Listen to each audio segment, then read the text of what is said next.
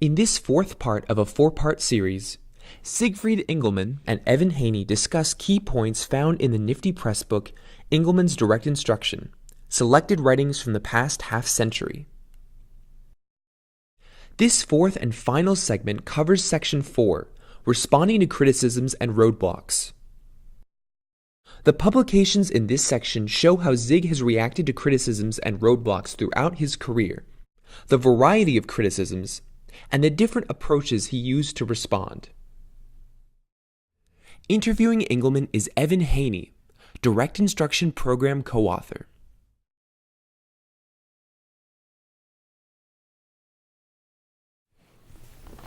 Okay, Zig, last section of the book. In the last section, you're responding to some of your critics. Let's start with an essay you wrote in 1999. It's called The Response to the High Scope Preschool Curriculum Comparison Study through Age 23. So there is this paper that was written. Basically, the thesis of it is that direct instruction causes antisocial behavior. And it relies on evidence, primarily data on felony arrest records. So the claim, and I'm quoting it here, the increase in felony arrests might well be considered a harmful effect of providing a DI program for young children living in poverty. Well, that's quite a claim. In this essay, you really look very carefully at the data, and for 27 reasons I won't summarize here, you find the data to be deeply problematic. The main reasons are it's a very small number of subjects that were considered, but that data was converted to percents of the total population, so it made it seem like there were a lot more kids involved than there were. I also thought it was interesting. It kind of implies like there's the implication of guilt from these students or from these young people, because it's looking at arrest records, not conviction records, and so on. But other more likely factors like sex, mobility, and home environment, those things just weren't considered at all. As you said, quoting again, their denial, the authors who wrote this essay, their denial that influences other than the preschool could affect adult performance sets a new standard for fatalism. Absolute. If you want to talk about what you remember about this study, that's fine. But, the question that struck me, this was an article that was published in, I take it, a reputable journal, Early Childhood Research Quarterly. The data is so bad, I can't imagine how, a reputable journal that conducts peer-reviewed studies, and so on, how it would publish this without any qualifications at all, or even an invitation, to respond to it. So really, for me, the question was about, again, maybe this being another example of how the system is sort of breaking down, how this kind of stuff can get published. So, So if you want to talk about, your recollection of this study, then by all means do that. But I'm also just curious about how something like this could be published in the first place. Oh, it happens all the time. I mean, there is great prejudice out there against DI. And early childhood journals are built on the kind of Dewey model that you just let kids develop. And it's a very poor model, and it certainly doesn't work with at-risk kids. And this study was done as a comparison with this operation called High Scope. And they are just early childhood mongers, is about all you can say. That they believe in all this stuff and they have no data to support any of their claims. And we did a preschool with a population that was much lower than their population, that our kids had lower entry scores, that we had a much higher percentage of males than females, and typically males were at-risk males perform lower than at-risk females, and these are 5-year-olds. Then they did the follow-up when these kids were no longer kids. They were 23 years old. And they did not, as you say, equate the data in terms of mobility. Our kids were very mobile. Well, most of our kids that they used in the sample were male, and most of the kids they used were females. And they still lied about the scores, and we still outperformed them. But even if we dealt with their numbers, which were inaccurate, the differences were far less than statistically significant. I mean, they'd have had to show significant differences between the groups, and the groups that they, of the subjects they selected, were just almost equal in performance, slight difference.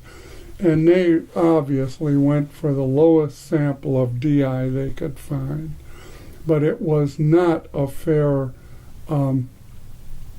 comparison, because most of the kids in our group had left Grand Rapids, whereas 90% of their group stayed in Grand Rapids. So it was a can job. But it's interesting that any journal would have accepted that thing, because there weren't statistically significant differences. The groups were not matched, and the experiences of the group were so completely unmatched that it was a laugher. Right. But that's it. Mm-hmm. And the fact that it got published, and the fact that it received a great deal of publicity, and my response to the same journal received virtually no publicity, mm-hmm. no response, which is typical of, the things we do. It's not popular. Right. So we have the combination of pseudoscientific data, I guess, with, unbridled prejudice. Yes, not a level playing field, which is discouraging, I suppose. Yes. It's discouraging. Yes. 5 years later, 2004, you wrote an essay. This is on Zig's site, too. It's called The Dalmatian and Its Spots, Why Research-Based Recommendations Fail Logic 101. Yeah. This is really a great little essay, and I think, again, it shows how scientific data can be misinterpreted or even abused to arrive at, spurious conclusions. Let's just explain, first of all, the metaphor, the Dalmatian and its spots, which basically hinges on the logic of if A, then B, therefore if B, then A, right? The Dalmatians are successful programs, right, which the National Reading Panel identified. Then they identified common features of those programs that were successful, and they picked phonics, phonemic awareness, decodable text, lots of oral practice, I think some other things. So those are the spots. All the Dalmatians, the successful programs, have these spots. But then the problem is they take those spots, they decontextualize them from the successful programs, and those spots become, what's the word, like hypostatized. They take on a life of their own independently mm-hmm. of instructional programs. Mm-hmm. Mm-hmm. And then adoption criteria for programs are kind of formulated on the basis of those, analyses of the right. spots, not the Dalmatians. Right. So, that's basically the sort of logic of that argument. Right. Do you want to comment on that? Because I'm not exactly sure what my question is here, what the lesson is that we that we learn from that. I mean, we could list all the other features of a direct instruction program, just say like these are things that are not being considered on that kind right. of an analysis. But it.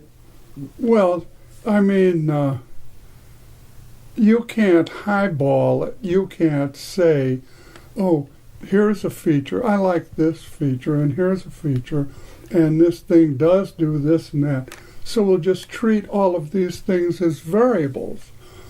No, Virginia, you have to look at the treatment that was done, because these things are all fit within and comprise this treatment.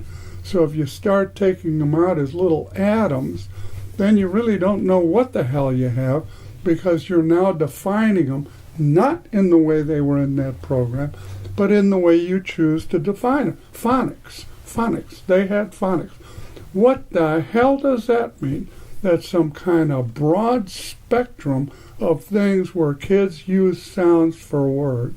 And if you look at different beginning phonics programs, you will see a range of frightening variation, all the way from what's this sound? M. What's this sound? Duh. What's this sound? Ka. Like that, with the vowel sound attached to the consonant sound. Come on, Virginia, that's not the sound. The sound for C is K, and the sound for M is M, not M. So from the beginning, now these differences will probably make very small effects on higher performing kids, because they're smart. They figure it out once they see, unless you have them in it forever before they get to read anything that provides them with sufficient information that contradicts the misconceptions they have. I mean, yes, they have the misconceptions, but for higher performing kids, it's pretty easy to get uninfected. But you'll still see in areas like reading many more high-performing kids getting screwed over if their program does weird things, like if they have an inferior phonics program. But the notion of phonics and the notion of what kids are being taught doesn't take into account, or typically when they're abstracted, like the order in which things are developed. Like how many letter sounds do kids learn before they start to read? Well, in some programs, they learn them all. I mean, here's A to Z allophonics. And now once you learn those, which is based on the performance of the higher kids in the group, and the rest of you low kids, why, you can go scratch. Now we're going to read words. But so it's not until then that they realize that all this stuff doesn't quite work if it's a poor system. But if the system is clean and you're really introducing the proper sounds like m, not ma, and k, and b, not ba, or duh, or inappropriate sound. But if you're doing it the right way and you're sequencing it, and you are teaching kids how to blend this stuff, so it's not just ba, ta, ba, ta, you know, what word? Bata, I don't know. But they'll no, but I mean, that's the way you see it. It's a joke, but you go into classrooms and watch the teachers working with low-performing kids, and if you find that kind of stuff funny, you will be literally laughing your ass off, because it's all over the place, and it's hideous. It should bring tears to your eyes when you see these kids that are so misguided, because they haven't been taught the sounds in a way that they can blend them. Right.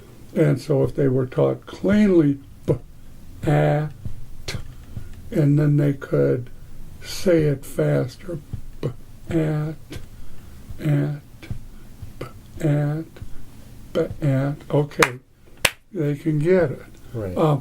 But you have to understand, A, that it's hard, and B, that if you're like deforming these sounds so that they are not what the kid is actually reading, then it's going to require a pretty severe conversion on their part to get it right. And the lower performers are less apt to do that, less facile at doing it, and less likely to do it. I mean, period. So you're screwing them over from frame one. So it's not really just a question of whether it's phonics or sight.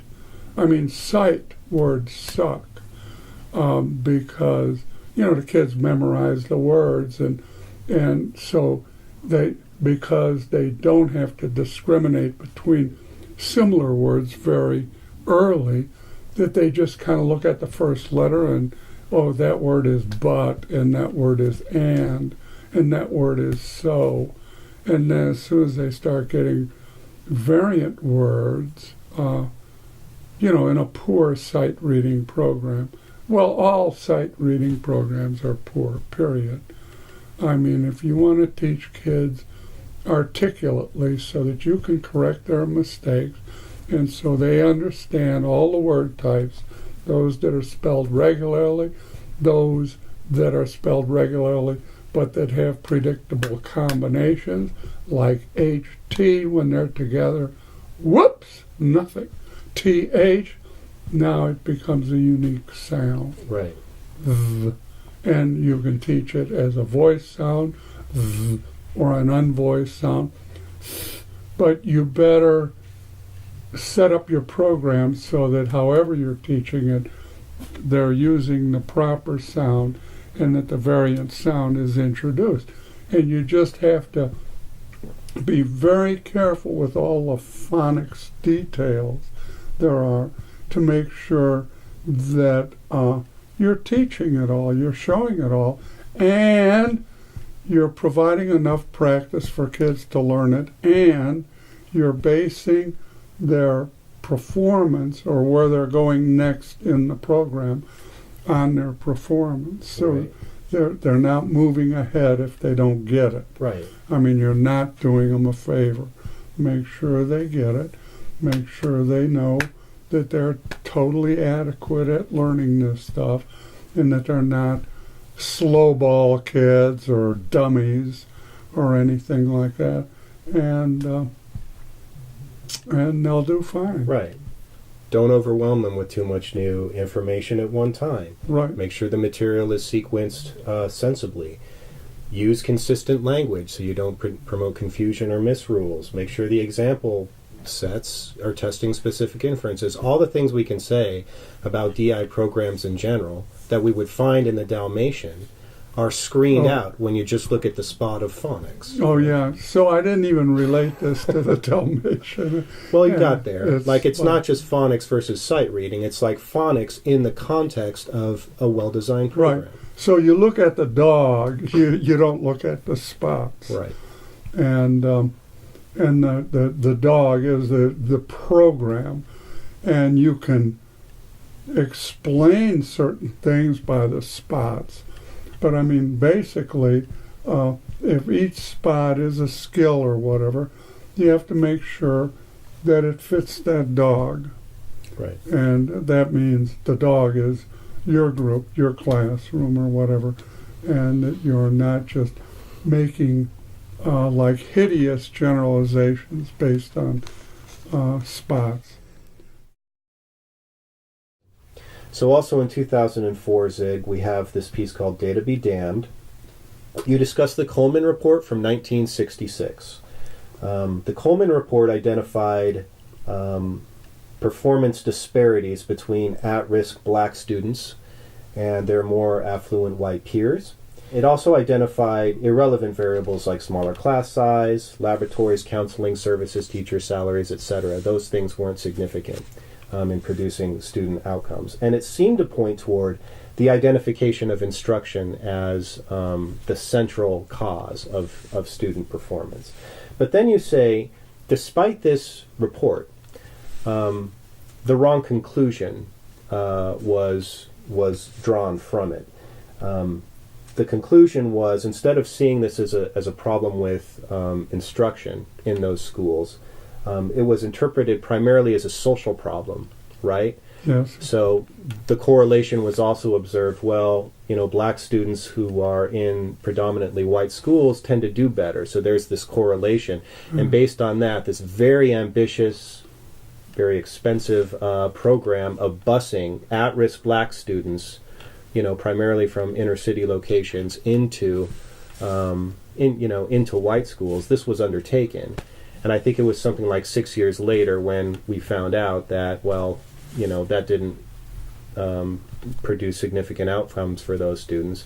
In fact, it hurt them in some ways. But the point there was that they thought that it was the social context rather than the instruction, which was the thing that needed to be focused on. So the real point of this essay, Zig, is that even though the Coleman report came from, exactly 50 years ago, it still seems like we haven't learned the lessons from it. Correct. Despite follow-through, where the data was pretty clear and very solid, but not widely disseminated. Now it's true again that discovery learning is popular in mathematics, whole language is popular in literacy studies. In science, I've seen this in the science standards too, they really like the idea of doing hands-on experiments, even though it's a tremendously inefficient way to to teach science. So efficiency and efficiency of teaching and data on what works don't seem to influence the dominant patterns of thinking about education. Right. In fact, well-designed studies that fail are totally disregarded. One of the largest studies ever was conducted in Texas, probably about 30 years ago now, and it showed that DI outperformed all the other programs. And nobody ever refers to that study. It's lost. And later than that, there was this Chicago struggling readers research. It was done over years, starting in about 2013.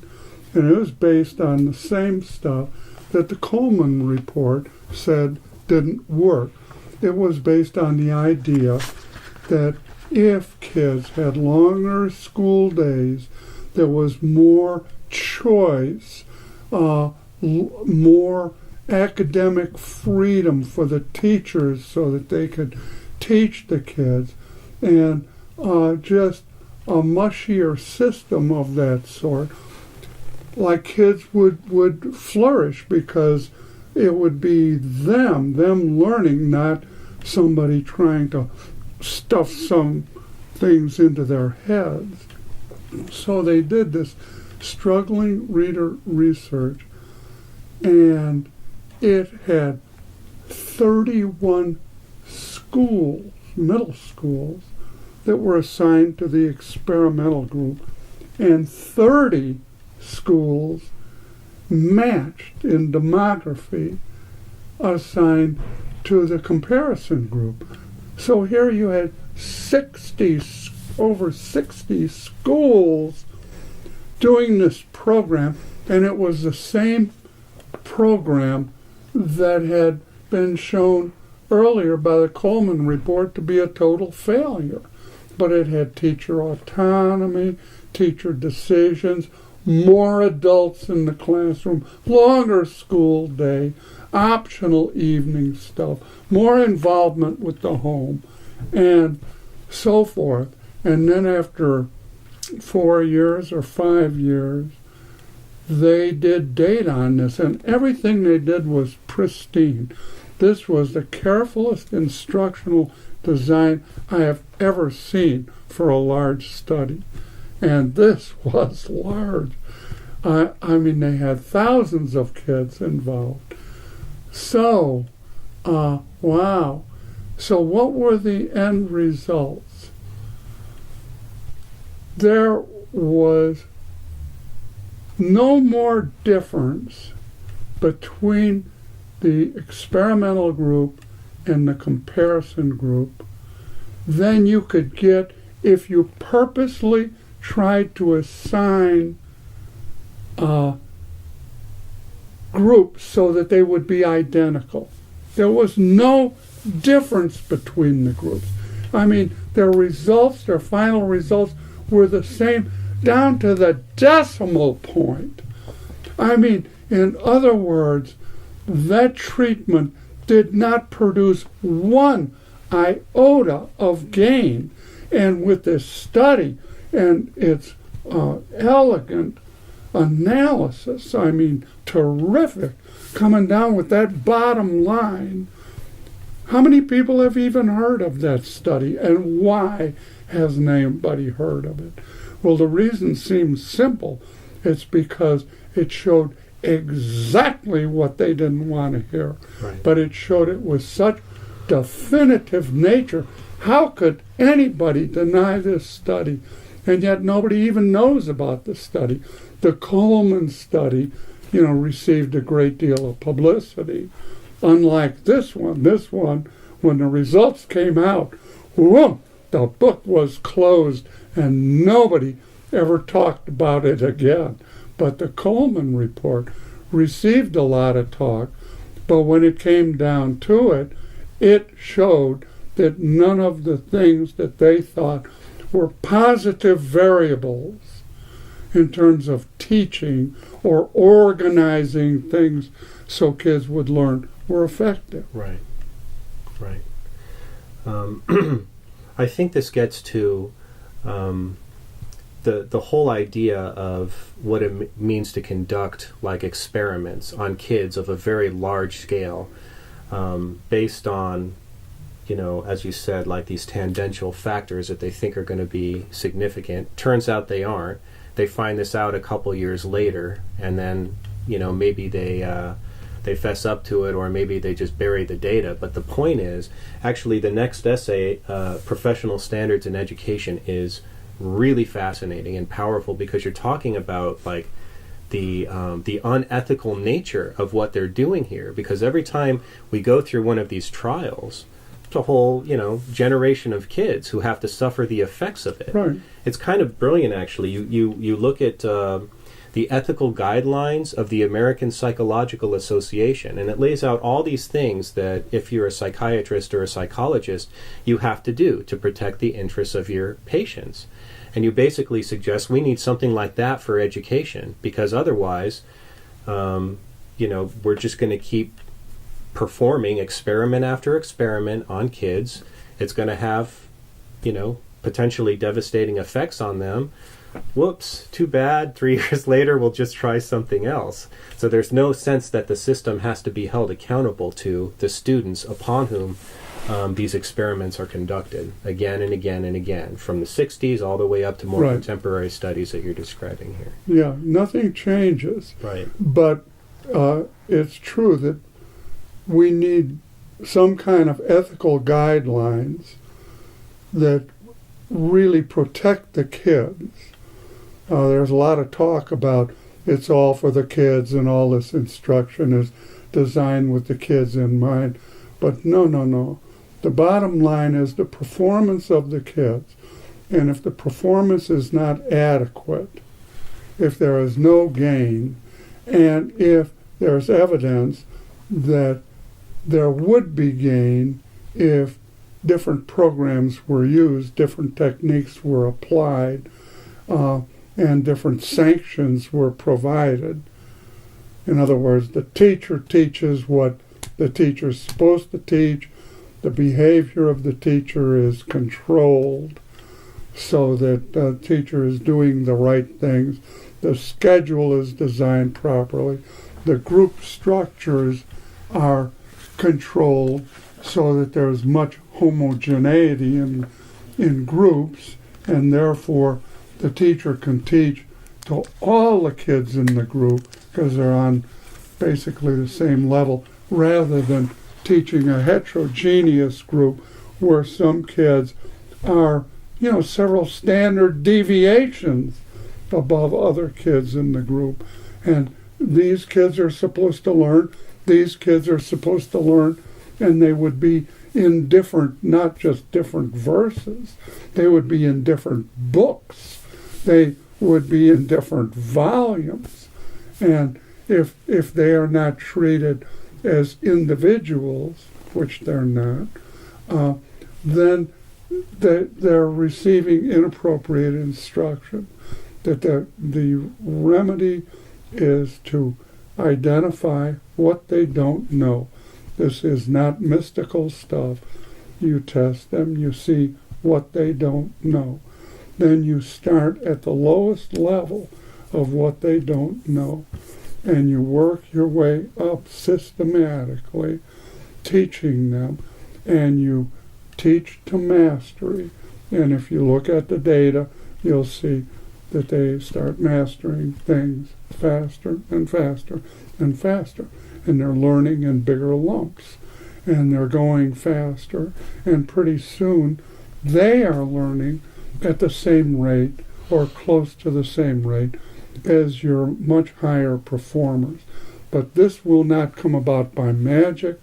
This probably won't come about if you don't put your horses, your best efforts in like pre-K, K1 and 2. If you don't really focus on these grades and make sure that the kids are in good shape by the time they finish those levels, then it probably won't happen. But it can be done. We can turn it around so that kids from the ghettos perform as well as and individually better, some obviously better than kids from the highest stratum. And we can do it. It can be done. But it has to be done scientifically. It has to be done using techniques that are known to work. And it has to be done using data. It all revolves on data. The failure of kids is expressed in data. The things they don't know is data. The number of trials it takes for them to learn something is data. And we can document their changes with data.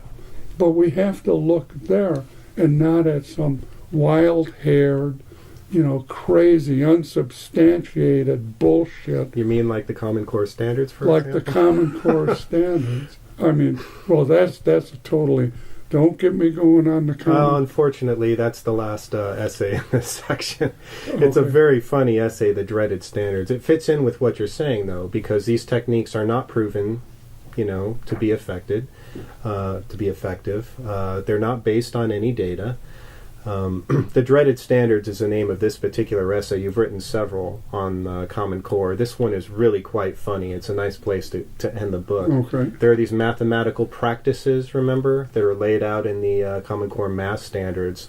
And you just sort of go through them one by one. There are 7 of them. And it's quite funny. Like the first one, make sense of problems and persevere in solving them. Well, you make fun of that, but you always draw this interesting implication of what it actually means. And from that one, for example, the implication is, learning must be pretty painful if it takes perseverance for kindergartners to learn math. So there's something, revealing, I think, in these mathematical practices, despite the fact that they tend to be like reason abstractly and quantitatively. That's another one. Construct viable arguments, critique the reasoning of others, which is hard to imagine like little kinders doing that. Yeah. Model with mathematics. You don't even stake an interpretation on that one, whatever that might be, and so on. But, so anyway, after going through these standards, you sort of raise the question, how should we construct standards? And that's something that you and I have started to talk about, because we're talking about at the NIFDI conference this summer, having a session on that. And maybe you can just walk through the main components of it. So you've got standards need to be related to curriculum, to teaching, and to testing. Maybe you could walk through those 3 points. Yeah, well, the 4 elements that operate in teaching, period, across the board, are standards. What's the second Curriculum. one? Curriculum. And field testing. No. Or testing. Standards, curriculum. You read them before. Yeah. Standards. It's standards. Curriculum. Standards, curriculum, teaching, and testing. Teaching and testing. Okay, So let's start mine over. Yeah, you mentioned standards, curriculum, teaching, and testing. Right. That's all there is. That's what there is. That's the heart of it. That it starts with standards. And this is all basically harebrained logic. I mean, you'd have to be stupid not to know this relationship. Yet very few people know the relationship between standards, curriculum, teaching and testing. Mm-hmm. In that order. But you can't make a curriculum without having standards. You'd say, well, here's the curriculum. We're going to sing this song in our math class. Whoa, wait a minute. What does this song have to do with math? Well, we like it that way. Well, you don't have appropriate standards then. So we have to go back to standards. You need standards to start with to ensure that, and I mean, we could really preach on this because the jerks, and I mean, that's the nicest word I can say for them, the jerks, the arrogant frigging jerks who created the Common Core standards, don't know anything about teaching. None of them have taught, and they say they consulted teachers. Yeah, well, they must have been pretty inane teachers because there is no evidence of understanding that these guys even understand what standards are all about or what a kindergarten child looks like and what we can expect the average kindergarten child to know. And if you look at some of the standards, they are absolutely outrageously inappropriate for K through 2.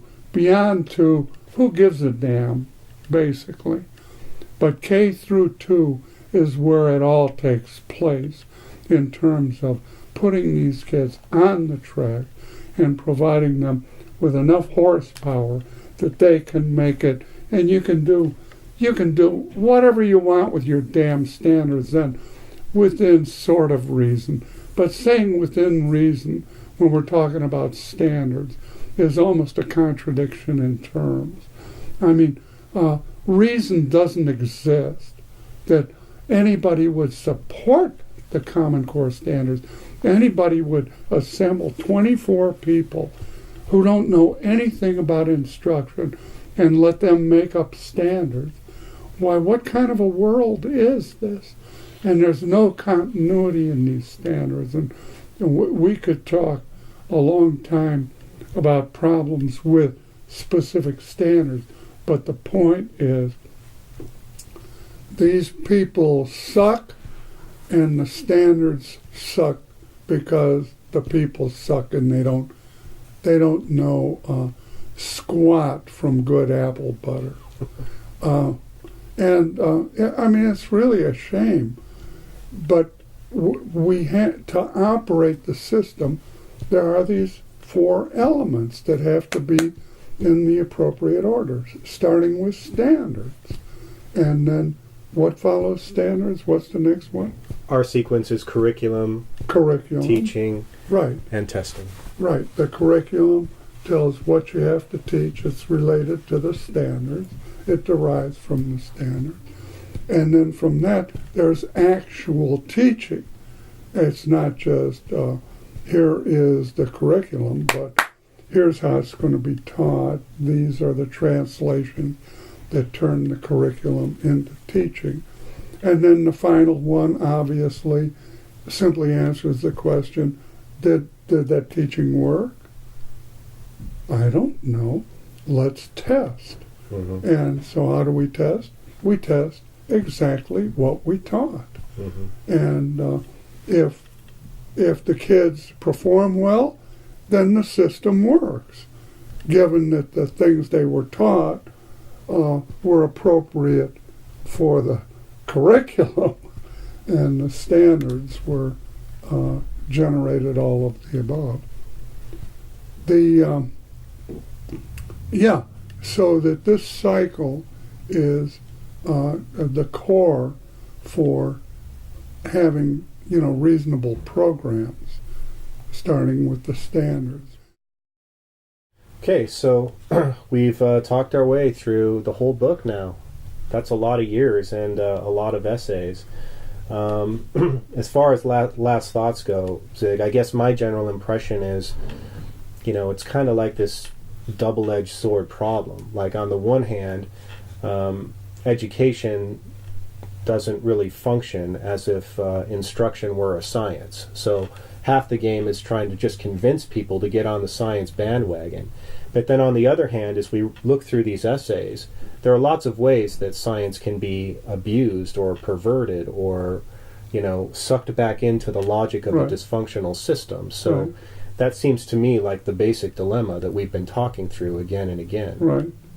Yeah, things have to change pretty radically for any kind of improvement, but it's not the kind of superficial change where the bottom line is that, well, we'll leave that up to the principal and the teachers because they know what's best for their kids.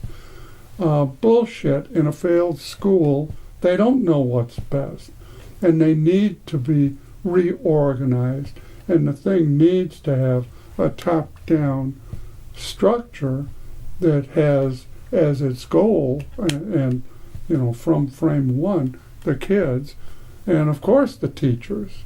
The teachers, if the teachers aren't taught well and if they are not good, the kids are going nowhere. Right. Okay, well, thanks, Zig. This was fun. And the fight continues.